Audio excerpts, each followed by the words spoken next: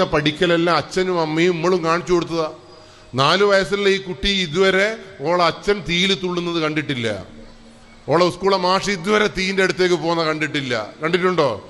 ഓളെ അച്ഛൻ ഇതുവരെ പ്ലഗിലേക്ക് കമ്പി കൊണ്ടുപോയി കുത്തിയിട്ടില്ല. ആരും ഇതുവരെ എലിവിഷം തിന്നുന്നത് ഈ കുട്ടികൾ കണ്ടിട്ടില്ല. തീൻ്റെ അടുത്തേക്ക് പോകുമ്പം ബാപ്പയും ഉമ്മയും പറഞ്ഞു അങ്ങോട്ട് പോയാൽ പൊള്ളും, എലിവിഷം തിന്നാൽ ചത്തുപോകുമെന്ന് ചെറുപ്പത്തിലെ കണ്ടറിഞ്ഞ കേട്ടറിഞ്ഞ മനസ്സറിഞ്ഞ് ഉള്ളിലേക്ക് തലച്ചോറിലേക്ക് ഈ ഒരു ബോധമുണ്ടാക്കി എടുക്കുവാൻ വീട്ടുകാർക്ക് കഴിഞ്ഞതുകൊണ്ടാണ് തീനെയും എലിവിഷത്തിനെയും കുട്ടിക്ക് പേടി. ലഹരിക്കെതിരെയുള്ള പോരാട്ടം വിജയിക്കണമെങ്കിൽ ഈ തീയെ കാണുന്നത് പോലെ കള്ളിനെ കാണുവാൻ ഈ കുട്ടിയുടെ തലച്ചോറിന് കഴിയണം. അത് നിങ്ങളും ഞാനും പഠിപ്പിക്കണം. ഒരു ഇലക്ട്രിസിറ്റി പ്ലഗിലേക്ക് കമ്പി കൊണ്ട് കുത്തരുത് എന്നുള്ള ബോധം പോലെ സിഗരറ്റ് വലിച്ചാൽ ചത്തുപോകുമെന്നുള്ള ബോധം ഈ കുട്ടിയുടെ തലച്ചോറിലേക്ക് ചെറുപ്പത്തിൽ കൊണ്ടുവരണം. അത് കൊണ്ടുവരാൻ കഴിയാത്ത എന്തുകൊണ്ടെന്നറിയോ? ഈ കുട്ടി ജനിക്കുമ്പോൾ തന്നെ ഇതിൻ്റെ അച്ഛനും ബാപ്പയെല്ലാം സിഗരറ്റ് വലിക്കുന്നത് ഈറ്റകൾ കണ്ടിട്ടുണ്ട്. ഈറ്റകളെ മാഷ് ഇന്റർവെല്ലിന് കാട്ടും കുറ്റി പോയി വലിക്കുന്നത് ഈറ്റകൾ കണ്ടിട്ടുണ്ട്.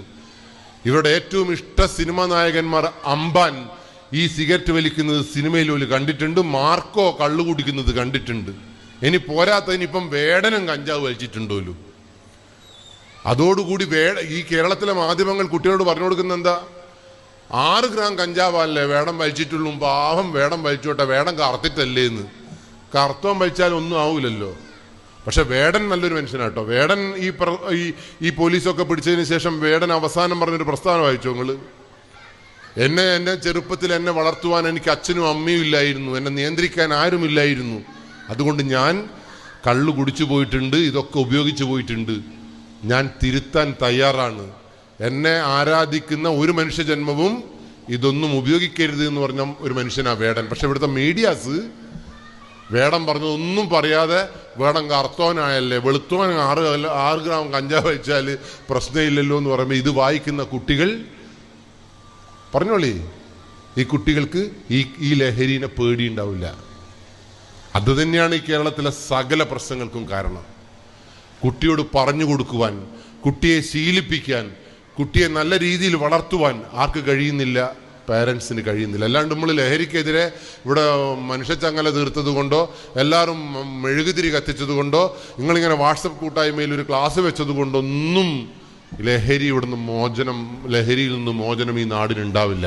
ഉണ്ടാവണമെങ്കിൽ ഈ 12 വയസ്സുകാരനെ ഈ ലോകത്ത് നിന്ന് മോചിപ്പിച്ചെടുക്കുവാൻ, ഈ ലഹരിക്കെതിരെയുള്ള പോരാട്ടത്തിൽ മുൻനിരയിൽ നിർത്തുവാൻ ആരെ നിർത്തണം? മുൻനിരയിൽ ഈ 4 വയസ്സ് മുതൽ 18 വയസ്സ് വരെയുള്ള കുട്ടികളെ നിർത്തണം. അതുകൊണ്ട് എനിക്ക് ഒരു കാര്യം മാത്രമേ പറയാനുള്ളൂ. ഈ 6 വയസ്സുകാരിയുടെ ബാഗിൽ നിന്ന് 2.25 കിലോ കഞ്ചാവ് കിട്ടിയപ്പോൾ അമ്മ പോലീസിനോട് പറഞ്ഞതുപോലെയല്ലേ നിങ്ങൾ പറയേണ്ടത്?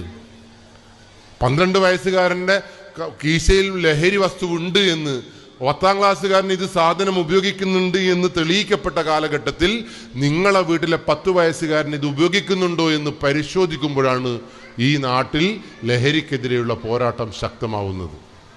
എന്തുകൊണ്ടാണ് ലഹരിക്കെതിരെയുള്ള പോരാട്ടം ശക്തമാകാത്തത്? ഈ കുട്ടിക്ക് അറിയാലോ കുട്ടീൻ്റെ കയ്യിൽ നിന്ന് കഞ്ചാവ് കിട്ടീന്ന്. അമ്മ വന്ന് പറയുന്നത് എന്താ? എൻ്റെ കുട്ടീൻ്റെ കയ്യിൽ ഇല്ല. അതിൻ്റെ അർത്ഥം എന്താ? കുട്ടീൻ്റെ മനസ്സിൽ എന്ത് തെറ്റ് ചെയ്താലും എൻ്റെ അമ്മ എൻ്റെ കൂടെ ഉണ്ട് എന്നുള്ള വിശ്വാസമുണ്ട്.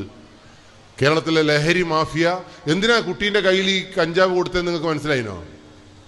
ഈ സ്ഥലത്ത് നിന്ന് ആ സ്ഥലത്തേക്ക് കഞ്ചാവ് കടത്തുവാൻ പോലീസിന്റെ മുന്നിലൂടെ, നിയമ സംവിധാനത്തിന്റെ മുന്നിലൂടെ ഈ സാധനം കടത്തുവാൻ ഏറ്റവും നല്ല മാർഗം കുട്ടിയുടെ മനസ്സാണ്, കുട്ടിയുടെ ശരീരമാണ്, കുട്ടിയുടെ ബാഗാണെന്ന് ബോധ്യമുള്ളൊരു ലഹരി മാഫിയ ഇവിടെ ഉണ്ട്. എൻ്റെ കുട്ടിയുടെ ബാഗിൽ കഞ്ചാവ് ഉണ്ടാവില്ല, എൻ്റെ മകൻ കള്ളു കുടിക്കില്ല എന്ന് വിശ്വസിക്കുന്ന രക്ഷാകർത്താവും ഇവിടെ ഉണ്ട്.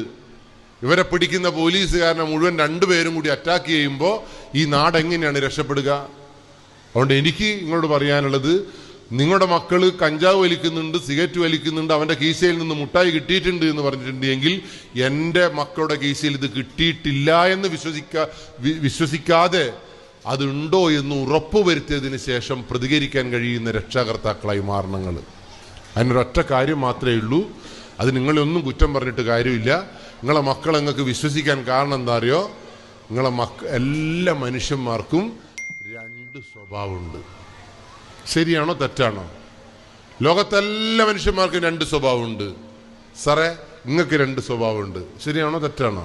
നിങ്ങൾക്ക് വാട്സപ്പ് ഉണ്ടോ സാർ? എങ്കിലും നിങ്ങൾക്ക് 3 സ്വഭാവമുണ്ട്.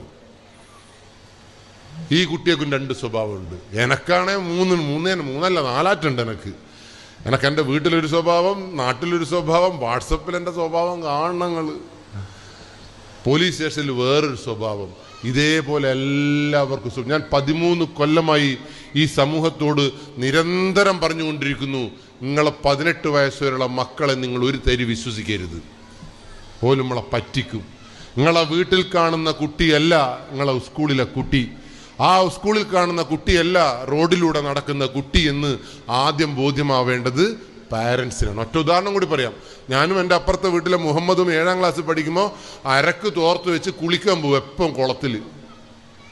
ആദ്യത്തെ ഒരു ദിവസം ചെറുങ്ങനെ കുളിച്ചിട്ടുള്ളൂ. കാരണം ഇതിവിടെ പിടിച്ചാൽ എങ്ങനെയാണ് അച്ഛൻ്റെ പ്രതികരണം നമുക്കറിയാത്തത് കൊണ്ട് ചെറുതായിട്ടൊരു കാക്കക്കുളി കുളിച്ചിങ്ങ് പോകുന്നു. നോക്കുമ്പോൾ അച്ഛന് ഇത് മനസ്സിലായില്ല, അമ്മക്ക് തീരെ മനസ്സിലായില്ല. പിറ്റേ ദിവസം നാൾ കുറച്ചും കൂടി നീട്ടി കുളി. അന്നും അച്ഛനും അമ്മയും പിടിക്കാത്തപ്പോൾ 3ാമത്തെ ദിവസം മലക്കുത്തം പറഞ്ഞുള്ള കുളി. പിന്നെയും അച്ഛനും അമ്മയും പിടിക്കാത്തതിന് ശേഷം ഞങ്ങൾ കുളത്ത് നിങ്ങൾ കയറിയില്ല.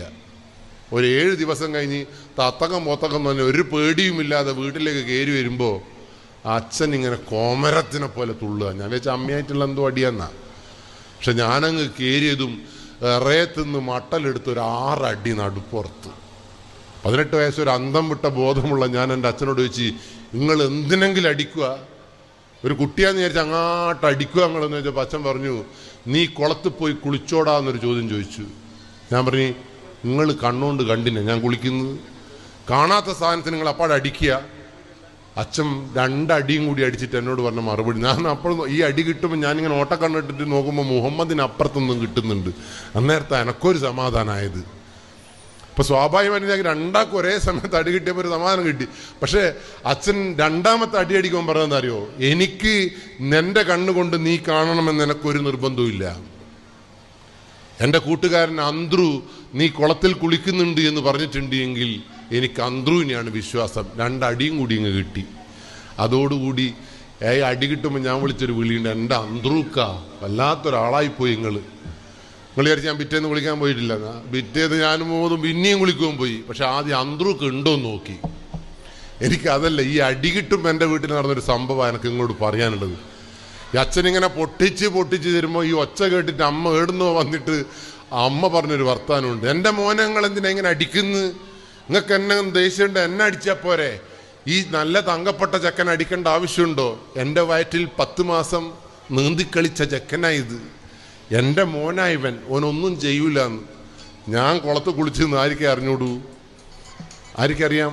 എനിക്കറിയാം. അമ്മ വന്നിട്ട് എന്നെ കുറിച്ചിട്ട് ഇങ്ങനെ വാനോളം പുകഴ്ത്തുന്നത് കാണുമ്പോൾ അന്ന് ഞാൻ എൻ്റെ അമ്മേനെ കുറിച്ച് വിചാരിച്ചൊരു വിചാരമുണ്ട്, വെറും പൊട്ടത്തി.